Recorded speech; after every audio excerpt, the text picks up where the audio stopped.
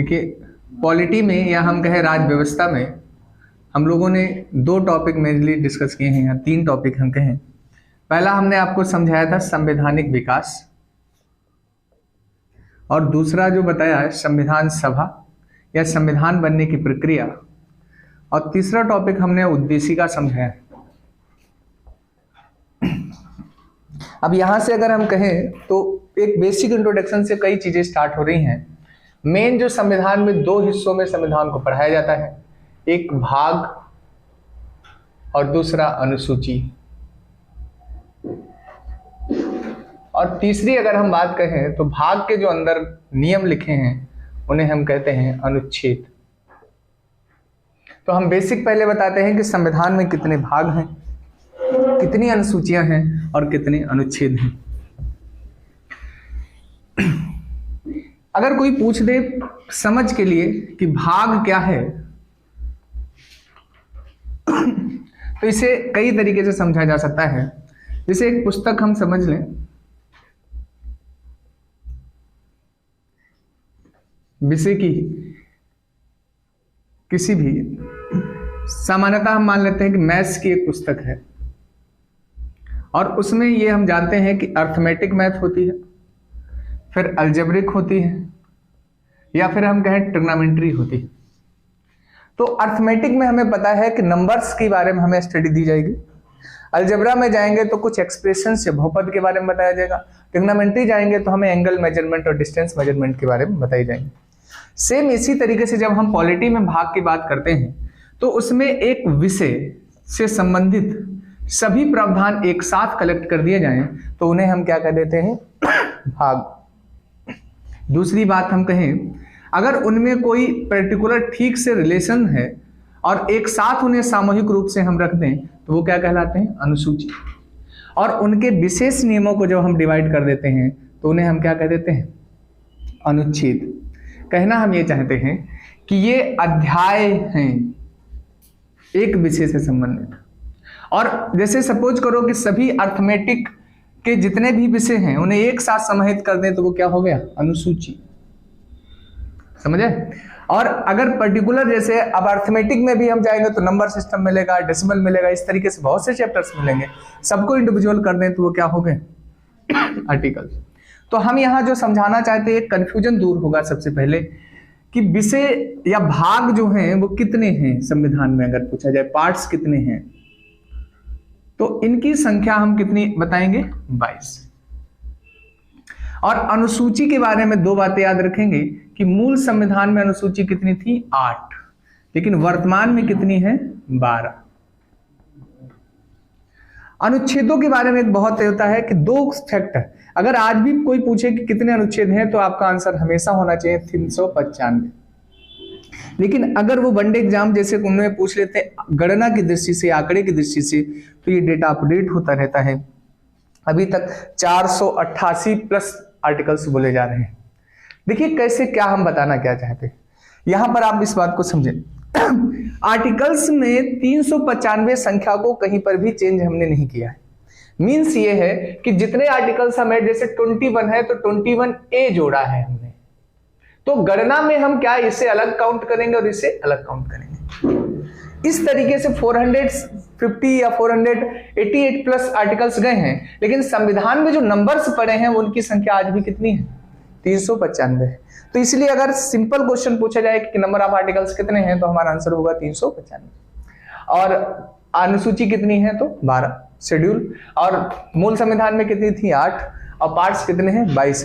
कुछ लोग गणना की दृष्टि से इन पार्ट्सों में भी संख्या आपको कितनी बताएंगे, 25। तो ये एक बहुत बेसिक इंट्रोडक्शन हमने दिया है कि अब जो हम शुरू करने जा रहे हैं वो संविधान में क्या हम सुनेंगे, भाग पढ़ेंगे, अनुसूची पढ़ेंगे और अनुच्छेद पढ़ेंगे। इसी में एक चीज हम और थोड़ा क्लासिफाइड करें अगर, कि संविधान के अध्ययन की एक दृष्टि और अपनाई जाती है, चाहे भाग, अनुसूची और अनुच्छेद के आधार पर पढ़ लें, या कहा जाता है राज व्यवस्था या संविधान भाग के आधार पर ही उसके पहले जो पार्ट को रखा गया है वो दार्शनिक भाग को रखा गया है, और दूसरे में जो है वो प्रशासनिक या राजनीतिक भाग को रखा गया है। हम कहना यह चाहते हैं कि फंडामेंटल राइट हो, फंडामेंटल ड्यूटी हो, डीपीएसपी हो, या सिटीजनशिप जैसा भी कॉन्सेप्ट हमारा किस कॉन्स्टिट्यूशन का पार्ट है? फिलोसफिकल पार्ट है। फिलोसफिकल पार्ट के भाग का मीन ये होता है कि उसमें उसके ब्रॉड मीन होंगे, समझ आए। और अगर आप एग्जाम मेंस ओरिएंटेड देखेंगे तो यहां से नंबर ऑफ क्वेश्चंस बहुत ज्यादा रहते हैं, ठीक है। और एडमिनिस्ट्रेशन अगर समझना है, प्रशासन समझना है, तो हम कहां से भाग 5 से स्टार्ट करते हैं, मीन्स राष्ट्रपति से शुरू होता है। इसमें हम क्या, केंद्र के स्तर पर संघ सरकार कैसे काम करेगी, राज्य सरकार कैसे काम करेगी, और स्थानीय सरकार मीन्स पंचायती सिस्टम कैसे कार्य करेगा, इसे समझते हैं। साथ में इन संस्थाओं के सहयोग के लिए जितनी संस्थाएं बनती हैं, जैसे इलेक्शन कंडक्ट कराने के लिए क्या इलेक्शन कमीशन ऑफ इंडिया, आयोग, प्रशासन, स्थायी प्रशासन को चुनने के लिए UPSC, union public service commission, इन सभी संगठनों का इसमें हम क्या करते हैं, स्टडी। तो मेजरली अगर हम देखें संविधान को एक और पार्ट से डिवाइड करके पढ़ा जाता है, एक उसका फिलोसफिकल पार्ट और दूसरा कौन सा, प्रशासनिक पार्ट। जो आज हम स्टार्ट करने जा रहे हैं वो कौन सा, फिलोसफिकल पार्ट, ठीक है। तो भाग 1 से हम भाग 4 का तक आपको संविधान के दार्शनिक हिस्से को पढ़ाएंगे, जिसमें आप बहुत सी चीजें सीख सकते हैं। लेकिन हम कोशिश करेंगे कि एग्जाम ओरिएंटेड पॉइंटों को आपको ज्यादा से ज्यादा बताएं। और फिर आपकी अगर कुछ जिज्ञासाएं हैं तो आप कमेंट में पूछ भी सकते हैं, मीन्स क्लास में पूछ सकते हैं, और वो क्या कर सकते हैं, हम उनके रिप्लाई आपको देंगे, ठीक है। तो हम स्टार्ट कर रहे हैं संविधान का भाग 1, आप डाल लीजिए भाग 1, ठीक है। भाग 1 में हम बहुत सी चीजें ऐसी पढ़ेंगे आपको, उसे क्लासिफाइड करके जैसे अगर कोई पूछे कि इसमें क्या है, तो हम कहेंगे इसमें भारत के राज्य, भारत के राज्य व उनके क्षेत्र, ठीक, ये इनके बारे में लिखा है, ठीक। हम कहना ये चाह रहे हैं कि यहां पर इंडिया के स्टेट्स जो हैं, उन स्टेट्स के बारे में दिक्कत है और मतलब बारे में उल्लेख है, और उसकी टेरिटरीज जो होंगी, ये अभी हम समझाएंगे कि संघ के राज्य का मीन क्या है और संघ के क्षेत्र का मीन क्या है। दूसरी एक बात अगर आप इसे समझें और एक समझ लें कि इसमें हम कितने अनुच्छेद पढ़ेंगे, तो अनुच्छेदों की जब हम बात करते हैं तो हम अनुच्छेद 1 से 4 तक के बारे में हम इसमें स्टडी करेंगे। बात समझ पा रहे?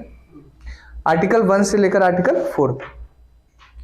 पूछा जाए कि इस भाग 1 का जो उल्लेख क्या किसी अनुसूची से भी ये संबंध रखता है, तो हाँ ये रखता है।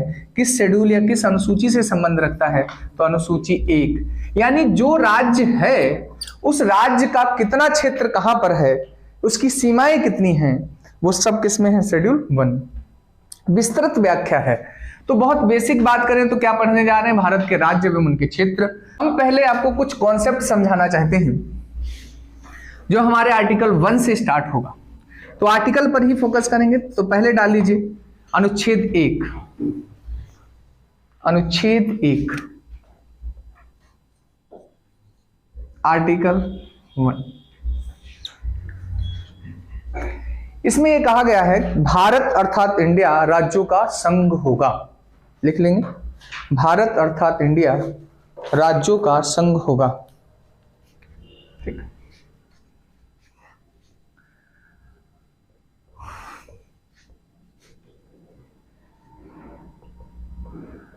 अब हम केवल बताते हैं कि आर्टिकल 1 हमें क्या क्या देता है, तो 2 चीजें हमें बताता है। एक, पहला कि नाम क्या होंगे हमारे देश के। इस कहानी को थोड़ा समझें। भारत के नाम कई हैं, हम कुछ नाम यहां मेंशन कर रहे हैं। जैसे पहला एक नाम हमने सुना होगा हिंदुस्तान, सुना। फिर आपने इसका एक नाम आर्यावर्त भी सुना है, सुना। एक नाम आपने जम्मू द्वीप भी सुना होगा। और हम फिर कहें कि इसका नाम भारत है और क्या है, इंडिया है। जब संविधान सभा में बैठक चल रही थी तो कहा कि कौन सा नाम लिया जाए तो इन 2 नामों पर विचार हुआ। तो पहले हम संक्षेप में कहें कि हिंदुस्तान क्यों पड़ा। आपको पता है ईरानी लोगों क्या शाह शब्द को हा से प्रोनाउंस करते थे।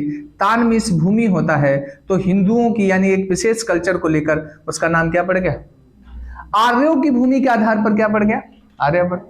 और बौद्ध ग्रंथों में इसे जो हिमालय पर्वत के तलहटी का क्षेत्र है उसे हम जम्बू द्वीप कहते हैं, उस नाम पर क्या पड़ा, जम्मू। अब ध्यान से समझें कि ये यूनानियों ने हमें कहा था इंडिया, क्योंकि वो इंडस रिवर के आसपास की भूमि को क्या इंडियंस कहा उन्होंने, और नाम क्या दिया, इंडिया।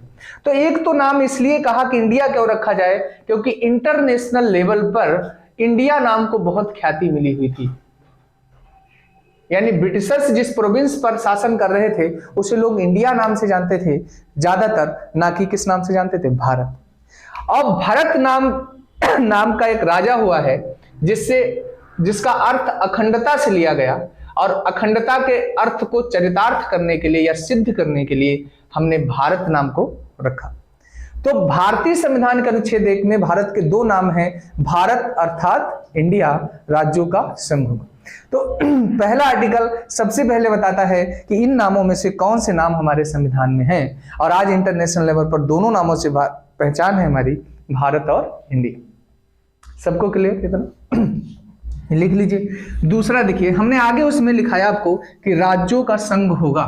इसका मीन बहुत डिटेल है, थोड़ा समझिएगा।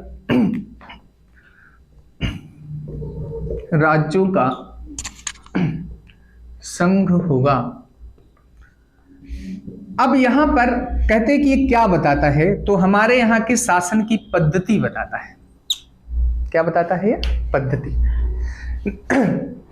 गवर्नेंस का कौन सा फॉर्म होने वाला है हमारे यहां, तो देखिए इन्होंने क्या लिखा है कि संघ होगा, संघ। अब इस टर्म को समझना है, 2 तरीके के संघ होते हैं। हमने जो अपने यहां संघ यूज किया है उसके लिए टर्म यूज किया है यूनियन, और एक अमेरिका में भी संघ चलता है जिसका लिए यूज किया जाता है फेडरल। क्या हम कहते हैं? फेडरल। तो हम यूनियन और फेडरल में अंतर बताते हैं आपको, ठीक है? चल नहीं रहे कुछ प्रॉब्लम है इनमें मार्कर्स में।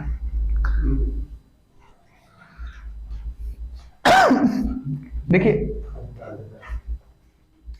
यहां पर समझें फेडरल क्या। फेडरल इस तरीके से आप सर्कल से समझेंगे थोड़ा, जैसे आपने माला देखा है, माला, ठीक? माला में इस तरीके से मोती जो होते हैं वो पहना दिए जाते हैं, और आप देखिए कि जरा सा अगर ऐसे तोड़ो तो वो सबकी मोती क्या हो जाएंगे, अलग हो जाएंगे। मीन्स क्या है कि इसमें के जो राज्य हैं वो इस तरीके से जुड़े हैं, संविधान में उनके बीच में एक सहमति है, वो चाहें तो अलग हो सकते हैं। समझे? इसीलिए अमेरिका को कहा जाता है कि अविभाज्य राज्यों का अविभाज्य संघ। हम कहना क्या चाहते हैं, ध्यान से समझिएगा, मैंने दोनों के लिए अविभाज्य यूज किया, अविभाज्य राज्यों का अविभाज्य संघ, फिर अविभाज्य यूज किया है। क्या कहना है कि अमेरिका के संविधान में यह प्रावधान है कि कोई भी राज्य की अगर सीमा में कोई परिवर्तन करना है तो वहां उस राज्य की सहमति अनिवार्य है, उसकी बिना सहमति के उसके क्षेत्र में, सीमा में किसी में परिवर्तन संभव नहीं है। तो इसका मतलब दोनों की सहमति तब तक होगा तभी तक कुछ काम होगा, तब तक अदरवाइज नहीं। लेकिन हमारे यहाँ के जो राज्य यूनियन का फॉर्म है वो इस तरीके से है कि इसमें इस तरीके से खूब सेगमेंट बनाएंगे, यानी भारत जो राज्य है वो इस शेप का है। इस शेप का मीन्स क्या है कि इसमें से कोई भी अलग नहीं हो सकता, कोई भी राज्य को अलग होने की स्वतंत्रता नहीं है, यानी राज्यों के बीच में समझौते का परिणाम नहीं है। बात क्लियर कितने? तो इसका मीन क्या है कि भारत विभाज्य राज्यों का अविभाज्य संघ है। समझ पा रहे हैं? भारत विभाज्य राज्यों का अविभाज्य संघ है, मीन्स इसमें से कोई राज्य अलग नहीं हो सकता, यानी भारत पूरा अपने आप में एक है। प्रशासन के लिए हमने कई इकाइयों में से डिवाइड कर रखा है, यानी जो हमें राज्य दिखाई देते हैं वो हमने प्रशासन के दृष्टिकोण से विभाजित किए हैं, ना कि हमने किसके लिए विभाजित किए हैं, अलग हो सकते हैं हमारे यहाँ। तो आर्टिकल 1 की कुछ समझ बन पा रही? तो हमने केवल अभी आपको समझाया कि भारत अर्थात इंडिया राज्यों का संघ होगा, इसका मीन क्या है, यूनियन और फेडरल में अंतर क्या होता है। सबको समझ आया? इसे नोट कर लीजिए संक्षेप में अपनी भाषा में, फिर हम आगे की इसी के एस्पेक्ट को समझाते हैं। अब आगे देखिए, हम आर्टिकल 1 के बारे में ही अभी आप कुछ बातें आपको समझाना शुरू कर रहे हैं। तो संक्षेप में कहें तो आर्टिकल 1 हमारा क्या कहता है कि दो बातें बताता है कि नाम क्या होंगे और शासन पद्धति क्या होगी। किसी को इसमें कोई दिक्कत है क्या, बताइए? नहीं। अब आर्टिकल 2 पर आते हैं। आर्टिकल 2 में देखिए क्या है, देखिए इसमें एक पॉइंट लिख लीजिए, नए राज्यों का प्रवेश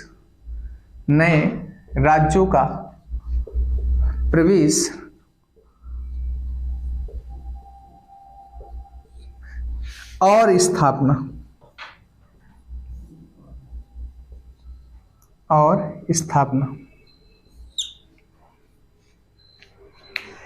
हम आपको बताना ये चाहते हैं कि हाँ, इस अनुच्छेद में संसद को यह शक्ति दी गई है।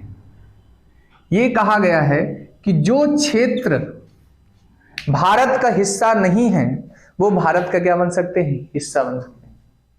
बात क्लियर? इतनी पार्लियामेंट को ये पावर है उनकी। और दूसरी चीज इसमें देखिए प्रवेश और स्थापना, और चाहें केवल प्रवेश ही नहीं, उन्हें एक नया राज्य भी बना दे। मैं इसका एग्जांपल दूं, प्रैक्टिकल समझिएगा।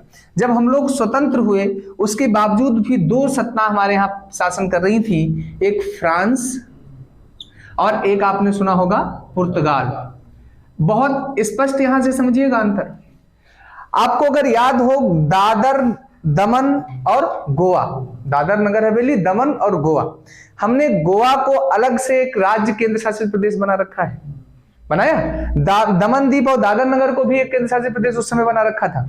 ये हमने नए राज्य क्या कर दिया है, प्रवेश ही नहीं किया है, स्थापना भी कर दी है। लेकिन अगर याद हो तुम्हें, चंद्रनगर भी तो फ्रांसीसियों के कब्जे में था, और चंद्रनगर को हमने पश्चिम बंगाल का हिस्सा बनाया। हमने क्या नहीं किया, अलग से नहीं वो किया। पुदुचेरी को हमने केंद्र शासित प्रदेश बनाया, वो भी फ्रांसीसियों के कब्जे में था। तो आप इस अनुच्छेद का समझे, मतलब ये वो कॉलोनीज हैं जिन पर विशेष क्या है, विदेशी हिस्सा मतलब शासन है। आगे अभी जब हम समझाएंगे तो आपको ये चीजें बताएंगे कि भारतीय संविधान में ये बात भी लिखी गई है कि कौन कौन भारत में राज्य आएंगे, यूटी आएंगे, और भविष्य में अधिग्रहित क्षेत्र आएंगे। और ये अधिग्रहित क्षेत्र के ही हैं। अगर पूछा जाए गोवा तो हमने अधिग्रहित किया, दमनदीप हमने अधिग्रहित किया, पुदुचेरी, माहे, कराईकल, एनम हमने क्या किया, अधिग्रहित किया, चंद्रनगर हमने अधिग्रहित किया, सिक्किम हमने अधिग्रहित किया, और अभी हमने 2015 में जो बांग्लादेश के साथ इनक्लेव एक्सचेंज किया वो भी अधिग्रहित है। कुछ चीजें हमने सौंपी भी हैं, जैसे पश्चिम बंगाल का बेरुबारी। बात समझ पा रहे? तो ये इस आर्टिकल का थोड़ा ठीक से मीन समझिए। नए राज्यों का प्रवेश और स्थापना का मीन ये है कि जो हमारे यहाँ एग्जिस्टेंस में नहीं है, चाहे तो हम उससे कोई नया राज्य बना लें, और चाहे तो हम किसी दूसरे राज्य में ही उसका मतलब दूसरे राज्य का जो एग्जिस्ट कर रहा है उसका उसे हम हिस्सा बना लें। बात क्लियर? समझे? तो ये आर्टिकल सबको क्लियर है? किसे पावर है? संसद। ठीक। अब अगर हम बात करते हैं आर्टिकल 3 की। आर्टिकल 3 क्या कहता है? एक तो ये कहता है कि राज्यों के नाम में परिवर्तन, केवल नाम में परिवर्तन की बात नहीं करता, ये कहता है क्षेत्र में भी परिवर्तन कर सकते हैं। ये बात तो सबको पता होता है, लेकिन दूसरा ये बताता है आर्टिकल कि इसकी प्रक्रिया क्या रहेगी। ये बात लोगों ध्यान नहीं दे पाते। आर्टिकल 3 ये भी बताता है कि राज्यों में नाम परिवर्तन, क्षेत्र परिवर्तन या विलय जो आर्टिकल 2 में भी दिया गया है उसकी प्रोसेस क्या रहेगी। जैसे प्रोसेस में कुछ बातें बताता है कि ये पावर किसके पास है, संसद के पास, पहली बात। दूसरा कहता है कि अगर ऐसा कोई भी विधेयक आएगा तो उसके लिए राष्ट्रपति की पूर्व अनुमति की क्या है, आवश्यकता है।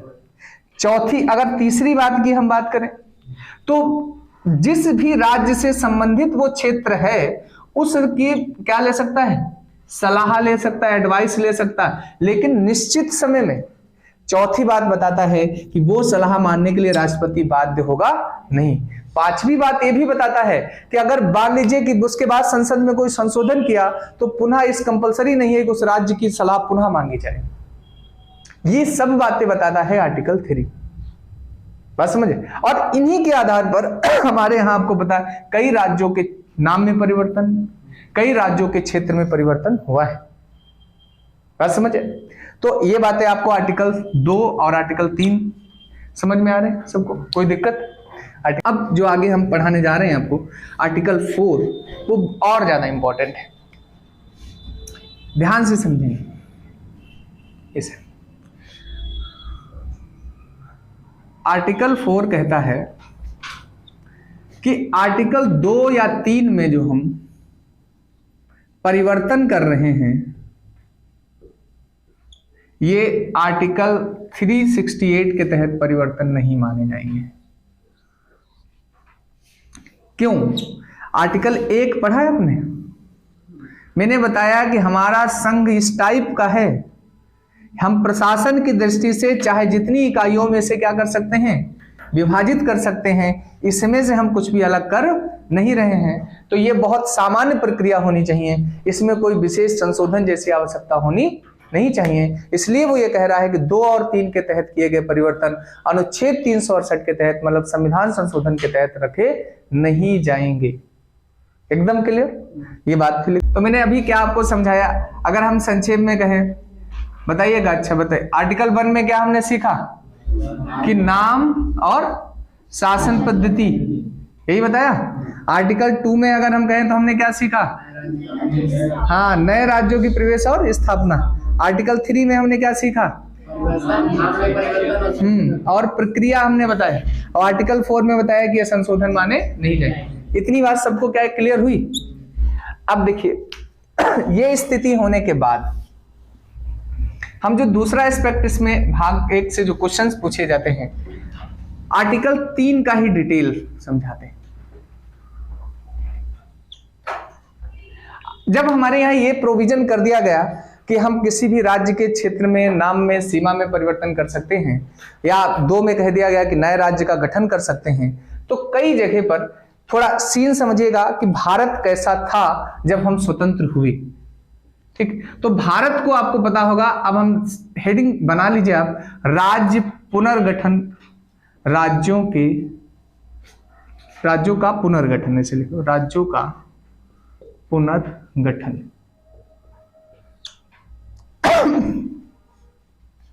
राज्यों का पुनर्गठन, ठीक, अंडरस्टैंडिंग तक ले जाएं अगर तो कहानी के रूप में समझ आएगा। ठीक, आपको अब पुनर्गठन में समझेंगे। ठीक, 1947 का अगर हम भारत कहें तो कैसा है? देखिए, एक तो ब्रिटिश प्रांत है, ध्यान से समझते जाइएगा। ठीक, और दूसरी देसी रियासत है, और तीसरी अगर हम डिवाइड ही करना चाहें तो कह सकते हैं चीफ कमिश्नरी क्षेत्र भी है, कह सकते हैं। लेकिन हमें यह भी पता है कि इन पर शासन कौन कर रहा है? गवर्नर या वायसराय हम कह लें। हाँ, सामान्यतः गवर्नर ही है। और इन पर हमें पता है राजे रजवाड़े हैं। ठीक, प्रिंसली स्टेट इसीलिए इन्हें बोलते हैं।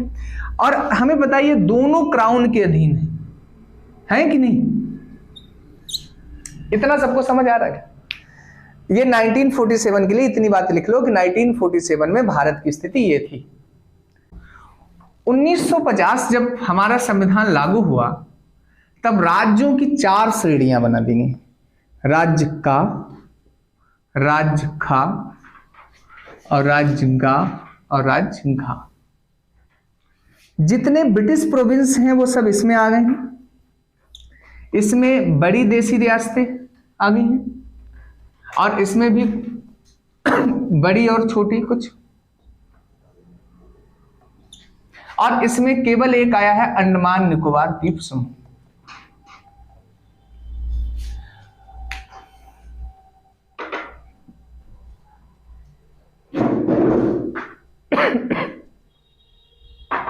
तो राज्य पुनर्गठन जो 1950 में हुआ, उस समय भारत कितने राज्यों में बट गया है? 4 प्रकार के राज्य, का, खा, गा और घ। अब यहां से कहानी शुरू होती है, थोड़ा समझ लीजिएगा इसे। क्या कहानी? देसी रियासत जो है वो उनकी संख्या कितनी है बताइएगा। अच्छा, वैसे तो 566 भी मिलता है, लेकिन 552 जो है वो भारत के हिस्से में आई थी। और आपने आसानी से सुना होगा कि 549 ने विलय कर लिया, कर लिया। 3 देसी रियासत ऐसी बची थी जिन्होंने विलय नहीं किया। उनमें सबसे पहले एक है जम्मू एंड कश्मीर, दूसरी हैदराबाद है, और तीसरी की बात करें तो कौन सी है? जूनागढ़ है। सबको समझ है?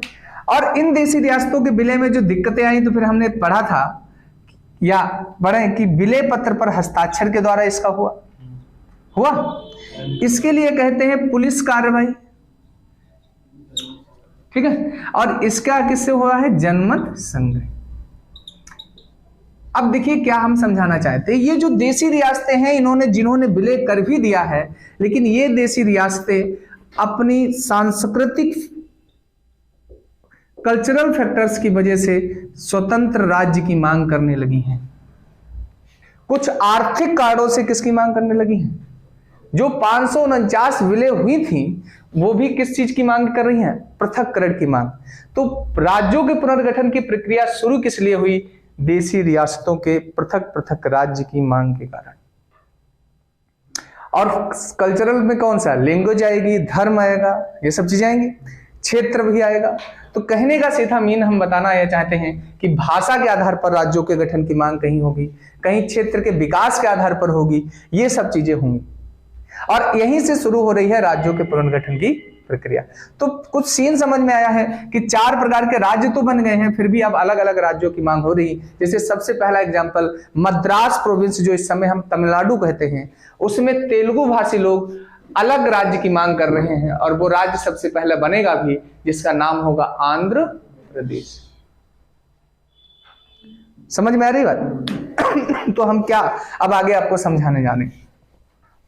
जब 1948 से ही देसी रियासतों ने मांग कर दी कि हमारे लिए भी पृथक राज्य करो, हमारे लिए भी पृथक राज्य करो, तो कुछ आयोग बन रहे हैं। तो हेडिंग बना देंगे इसमें गठित होने वाले आयोग। सबसे पहला एक आयोग है जिसका नाम है एस.के. धर आयोग। एस.के. धर आयोग। पूछा यही जाता है कि ये कब बना, तो हम कहेंगे 1948 में बना, जून में।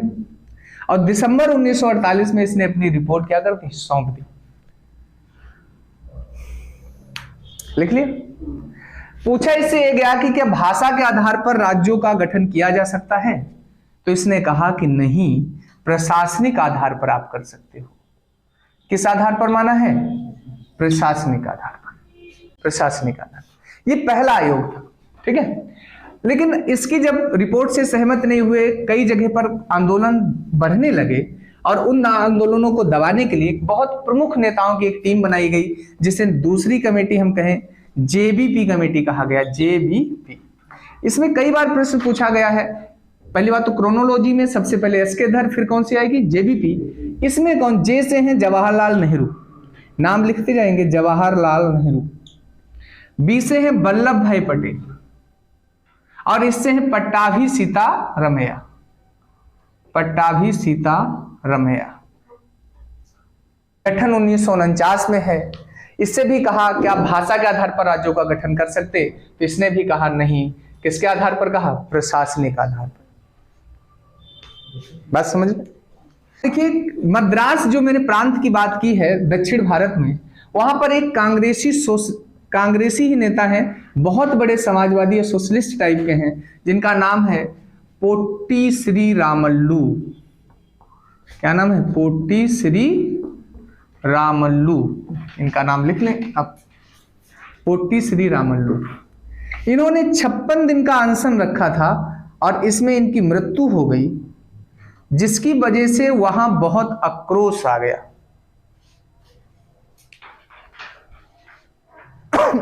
और देश का प्रधानमंत्री कौन है? पंडित जवाहरलाल नेहरू।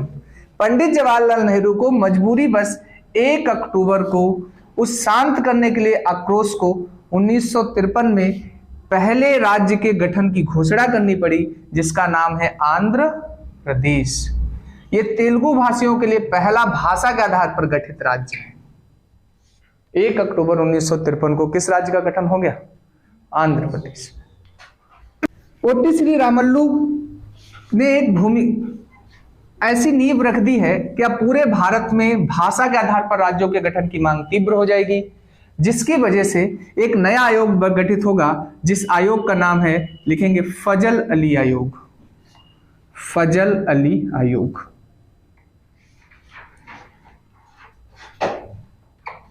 इसकी संरचना पर क्वेश्चंस बने हैं, इसलिए पहले तो ये लिखेंगे ये गठित कब हुआ, तो गठन का समय 1953। कब इसने अपनी रिपोर्ट दी है, तो 1956 में रिपोर्ट दी है अपनी। लिख लीजिए एक अध्यक्ष, अध्यक्ष का नाम फजल अली ही है, और 2 सदस्य हैं, उन दोनों के नाम लिखेंगे, पहला हृदयनाथ कुंजरू, हृदयनाथ कुंजरू, और दूसरे हैं के.एम. पारिक्कर, के.एम. पारिक्कर।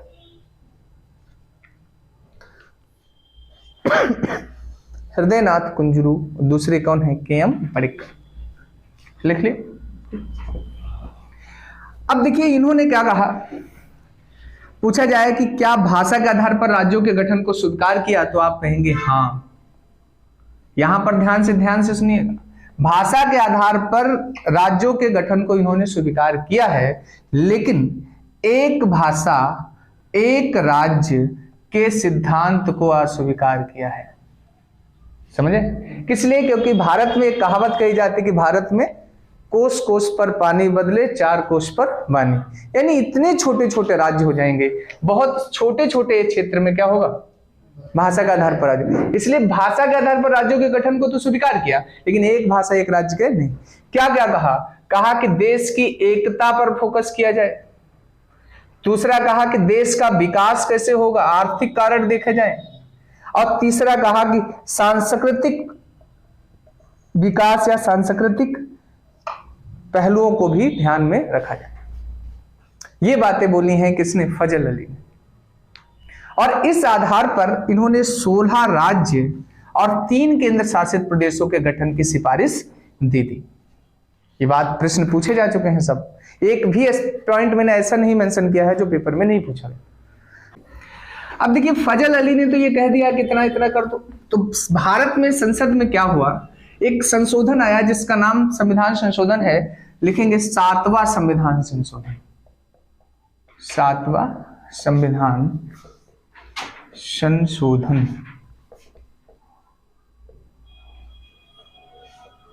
ये जो 7वां संविधान संशोधन है कब आया, ये पूछा जाता है 1956 में।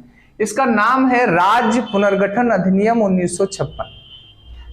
ठीक है, तो स्टेट रीऑर्गेनाइजेशन एक्ट 1956, ये इसका नाम है। इसके तहत पहला काम किया गया है, भारत में राज्यों की श्रेणी को समाप्त कर दिया गया। लिख लेंगे, भारत में राज्यों की श्रेणी को समाप्त कर दिया गया। कौन सी श्रेणी, जो मैंने अभी पीछे पढ़ाई, का, खा, गा और घा, जो ABCD राज्य की क्लासिफिकेशन बनाया गया तो उसे क्या कर दिया, समाप्त कर दिया। और ध्यान से समझेंगे पहले उसमें क्या लेकर आए। ये पहला क्या लेकर आए, कहा कि अब राज्य होंगे, दूसरा कहा कि केंद्र शासित प्रदेश होंगे, और तीसरा कहा कि अधिग्रहित क्षेत्र होंगे। यानी भारत के क्षेत्रों को 3 हिस्सों में बांटा है, भारत के राज्य, केंद्र शासित प्रदेश और अधिग्रहित क्षेत्र। अधिग्रहित कौन, जो भविष्य में हम क्या करेंगे, एक्वायर करेंगे। मैंने किए हैं एक्वायर, देखिए 1956 के बाद ही तो गोवा एक्वायर किया गया है, 1961 में हुआ या नहीं हुआ। या हम कहेंगे सिक्किम, और भविष्य में भी हो सकता है चीन ही एक्वायर कर ले। नहीं कर पाया तो भूटान की तो संभावना पूरी। ठीक, तो समझ में आ रही बात है। तो राज्य, केंद्र और अधिग्रहित, ये समझ में आ रहा है, केंद्र शासित प्रदेश। हम समझाना क्या चाहते हैं, तो ये पहला चेंज इसमें हो गया। सबको समझ इतनी आ रही। कितने कहा जाए राज्य, तो 14 राज्य बनाए सरकार ने और 6 केंद्र शासित प्रदेश बनाए। मतलब क्या है कि 16 3 की सिफारिश थी, लेकिन बने कितने, 14 और 6। एक बार पूरा सुन लीजिए आप चैप्टर को, आपके दिमाग में पूरी इमेज बन जाएगी कि आज तक का स्टेट जम्मू कश्मीर तक का सफर क्या है। रफ कर दें। अगला देखिए, जब ये अधिनियम पारित हो गया सब कुछ, तो अब एक जगह पर बहुत तीव्र गति से मांग शुरू हुई। हम आपको कुछ चीजें समझाते हैं। जैसे ये इंडिया है हमारा, और हमें बताया कि यहाँ पर एक प्रोविंस ये बोला जाता था, इसे चाहे बॉम्बे प्रेसिडेंसी बोल दो या सौराष्ट्र प्रांत बोल दो, समझ रहे। और यहाँ पर मांग उठने लगी क्या कि मराठी भाषा जो बोलते हैं उनके लिए महाराष्ट्र की, और जो गुजराती बोलते हैं उनके लिए गुजरात की। तो 14 राज्य के बाद 15वां राज्य जो बनेगा वो गुजरात बनेगा। बात समझ रहे, गुजरात 15वां राज्य बनेगा। तो हम क्या लिखेंगे अब 1960 क्रोनोलॉजी टाइप से लिखेंगे। 1960 में 15वां राज्य कौन सा बन गया है? गुजरात। और गुजरात कौन बोलेगा? गुजराती बोलने वाला। महाराष्ट्र कौन? महाराष्ट्री बोलने वाला। ठीक, ये चीज भी समझनी। आगे देखें, बहुत फास्ट हम लिखा दे रहे हैं, ये डेटा सब पूछा गया है, थोड़ा थोड़ा संक्षेप में जानते रहेंगे तो एक समझ डेवलप हो जाएगी। उसके बाद देखिए क्या हुआ। ये जो प्रोविंस थे यहाँ पर, जैसे गोवा पड़ेगा या दमन दीप या दादर नगर हवेली, ये सब ये हमने अधिग्रहित किए और केंद्र शासित प्रदेश हमने बनाया। किसे किसे?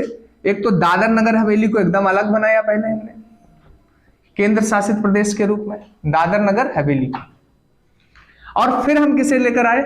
एक साथ हमने दमन दीप और गोवा को भी क्या बना दिया? केंद्र शासित प्रदेश। तो हमें क्या समझना है, क्रोनोलॉजी हमसे पूछी जाती है, इसलिए दादर नगर हवेली हमने पहले बनाया और फिर किसे बनाया? ठीक, गोवा। तो हमें इनका लिखना है, इसे कब बनाया हमने केंद्र शासित प्रदेश? 1961-62।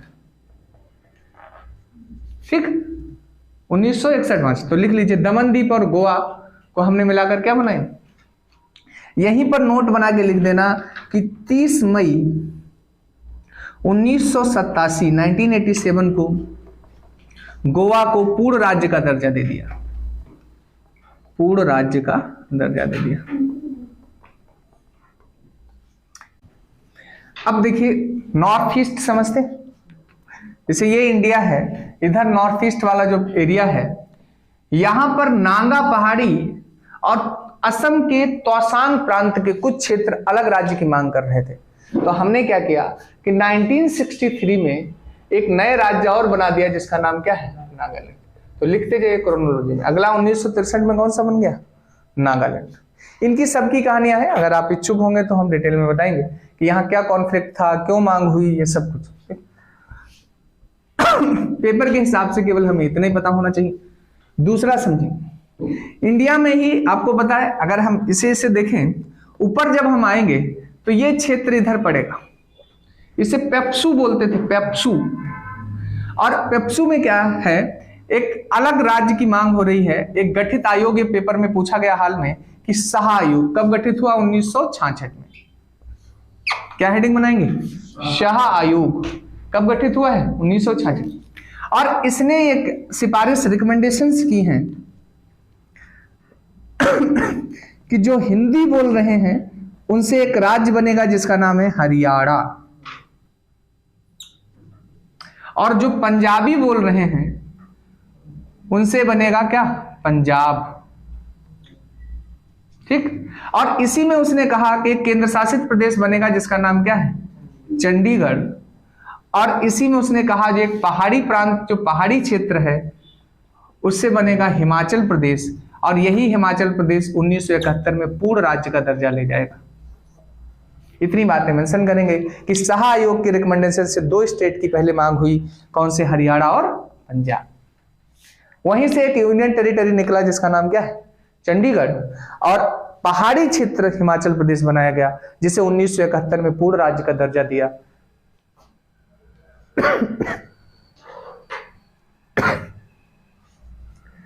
तो एक नया आयोग भी आपने पढ़ लिया जिसका नाम क्या है? शाह आयोग, है ना? इतनी बात सबको समझ में। अगला देखिए,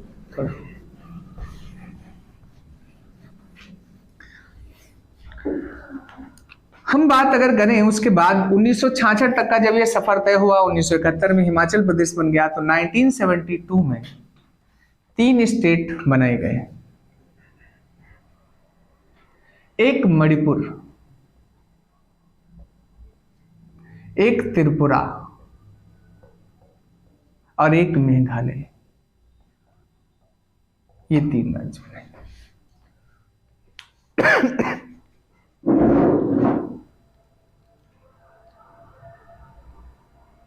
ठीक, लिख लिया।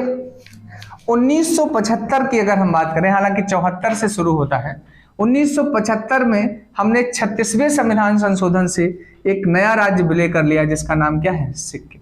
इसकी कुछ थोड़ी संक्षेप में हम कहानी बताना चाहते हैं, आप उसे सुनेंगे ध्यान से। तो आप लिख लीजिए पहले, 1975 में हमने एक नया राज्य रीऑर्गेनाइज किया जिसका नाम है सिक्किम।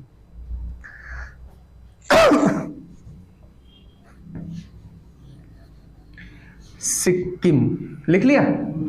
अब देखिए क्या था सिक्किम का, ध्यान से समझेंगे। जैसे अगर हम इंडिया इस तरीके से बना लें तो इधर कहीं पर यहां सिक्किम पड़ेगा। यहां 1947 में एक वंश का शासन शुरू हुआ, या मतलब उससे पहले चलता था, जिसका नाम है चोग्याल वंश। ठीक है, लेकिन जब अंग्रेजों की सत्ता समाप्त हो गई, पहले तो ये अलग क्षेत्र होता था और भारत का अधीन क्षेत्र माना जाता था ब्रिटिश प्रांत में। तो 19 कहा कि अब क्या हो, तो भारत ने इसकी सुरक्षा करना 1947 के बाद शुरू किया।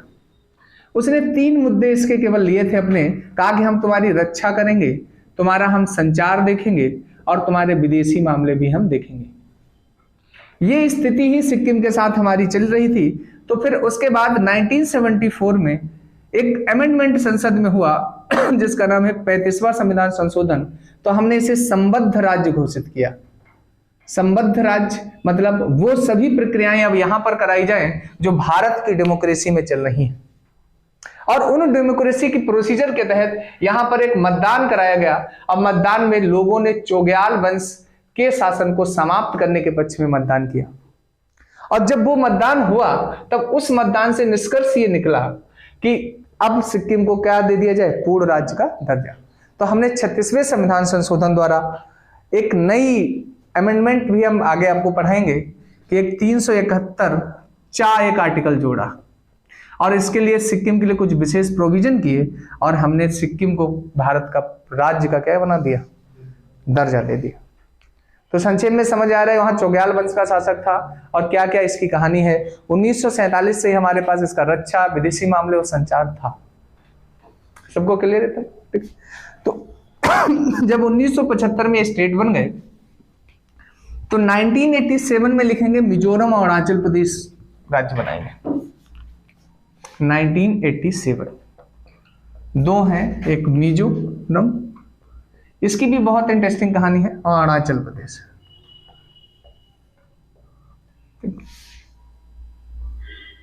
और 1987 में ही आपको पता है गोवा को पूर्ण राज्य का दर्जा भी दिया गया। उसके बाद एक सन डालेंगे 2000,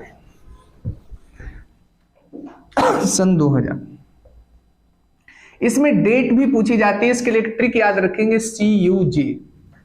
डेट क्या है, 1 नवंबर, 9 नवंबर और 15 नवंबर। क्या समझने वाली बात है। C से मतलब है छत्तीसगढ़, क्या मीन है, छत्तीसगढ़। और U से मतलब है उत्तराखंड, और J से मतलब है झारखंड। ये 3 राज्य हमारे यहां बनाए गए, छत्तीसगढ़, उत्तराखंड और झारखंड। पूछा जाता कौन किससे, बिहार से कटकर झारखंड, उत्तर प्रदेश से उत्तराखंड और छत्तीसगढ़ मध्य प्रदेश से कटके बना। ठीक है, चलिए तो संक्षेप में चाहे लिख दो, यहां पर ये MP में है, ये UP और ये बिहार। ये समझ में आ रहा है? चलिए उसके बाद एक लिखेंगे 2 जून 2014 को आंध्र प्रदेश से तेलंगाना का बनाया गया।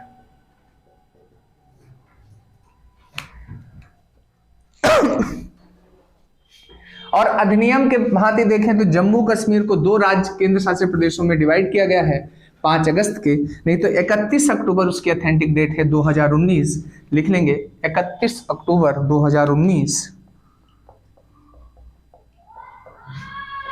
जम्मू कश्मीर को 2 केंद्र शासित प्रदेशों में विभाजित किया गया, एक जम्मू एंड कश्मीर और दूसरा लद्दाख।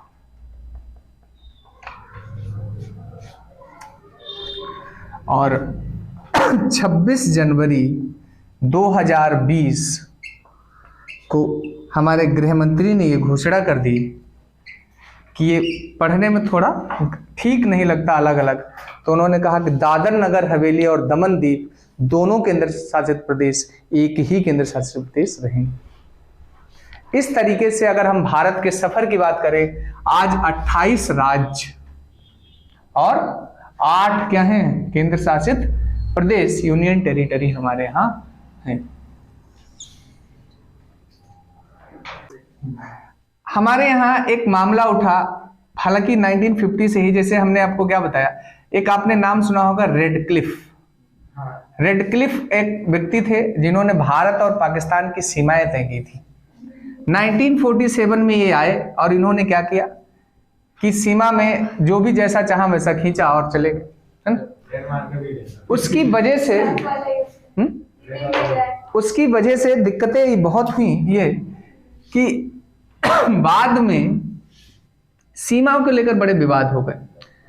अब ऐसे हम समझाना ये चाहते हैं कि पश्चिम बंगाल में एक एरिया था और इस एरिया का नाम था बेरूबारी।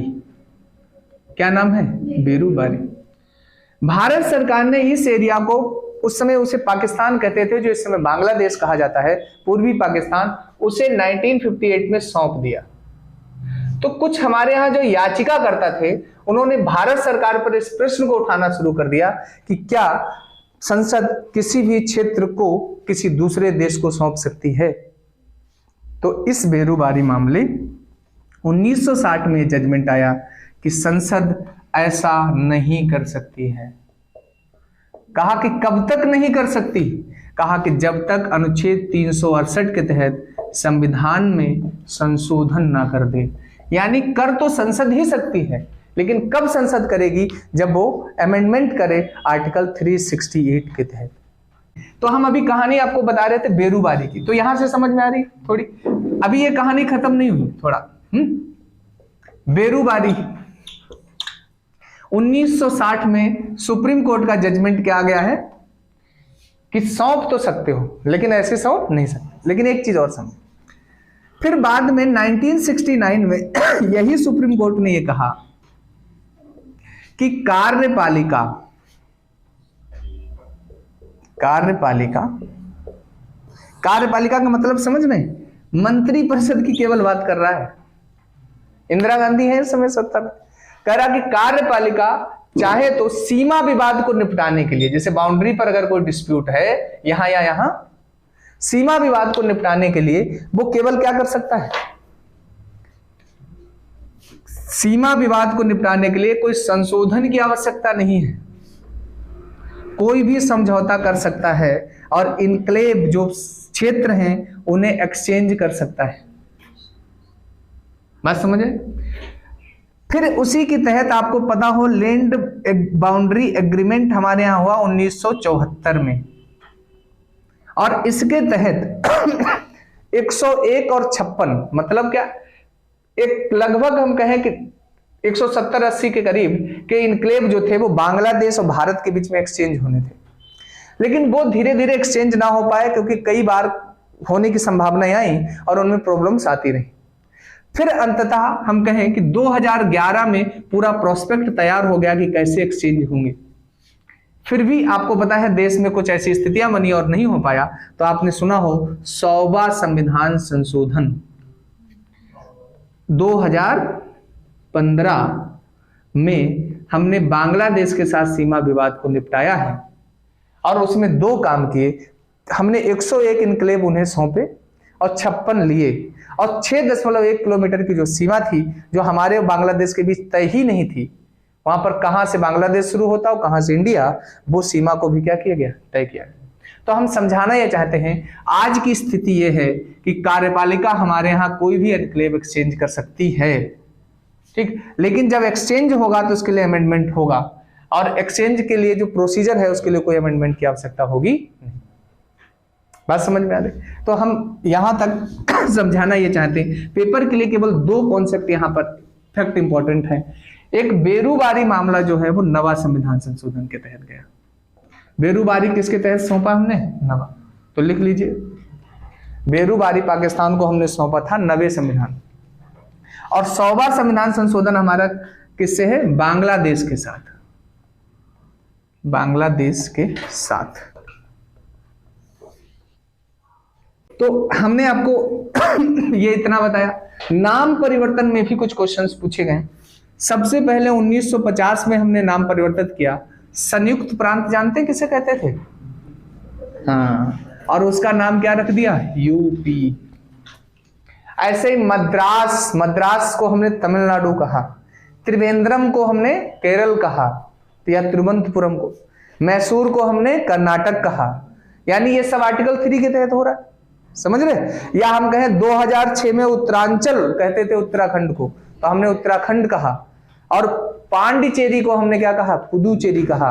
दिल्ली को राष्ट्रीय राजधानी क्षेत्र दिल्ली कहा। और अगर हम बात करें सबसे लास्ट में 2011 में उड़ीसा को ओडिशा कहा। समझ आ रहा? तो नाम परिवर्तन भी हम इसके तहत करते हैं। तो हम अगर कहना चाहें तो भाग 1 में हमने क्या क्या समझ लिया कि हमारे देश की नाम क्या है, शासन व्यवस्था कैसे, राज्यों के नाम में परिवर्तन कैसे, क्षेत्र में परिवर्तन कैसे, कौन से आयोग और कौन से संशोधन हमने इसमें पढ़े। इसके अलावा आज तक ना कोई क्वेश्चन पूछा गया और ना संभावना है आगे पूछे जाने की। तो समझ में? तो यहां तक अगर किसी को कोई डाउट हो तो क्वेश्चन पूछ सकते हैं।